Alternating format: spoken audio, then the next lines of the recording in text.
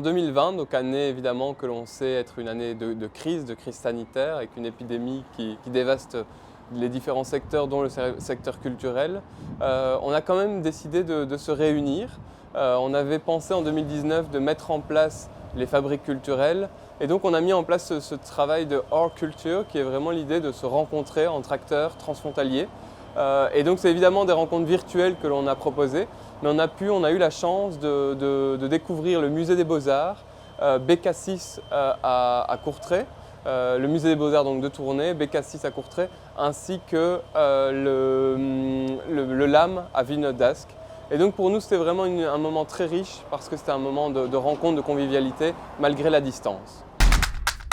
Alors l'atelier culture, donc, qui s'est constitué à partir de fin 2018, a pour but véritablement de mettre en relation un tissu d'acteurs culturels et d'opérateurs. On a notamment également des figures de temps en temps politiques qui peuvent aussi contribuer dans la réflexion. Et donc c'est vraiment de mettre en réseau ces acteurs pour questionner notre territoire, questionner des problématiques qui pourraient être mises en exergue dans des ateliers spécifiques, des groupes de travail spécifiques. Et donc c'est vraiment cette mise en relation, cette mise en réseau, l'idée de se renforcer. Alors l'Eurométropole, effectivement, avec Eurométropolis News, a mis en place une série de vidéos coup de cœur, où l'idée c'est d'inviter un acteur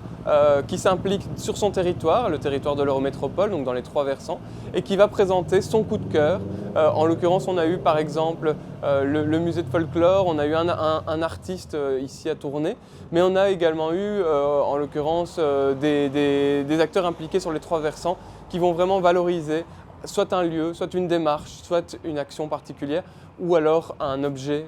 qui fait partie de notre patrimoine ici sur le territoire.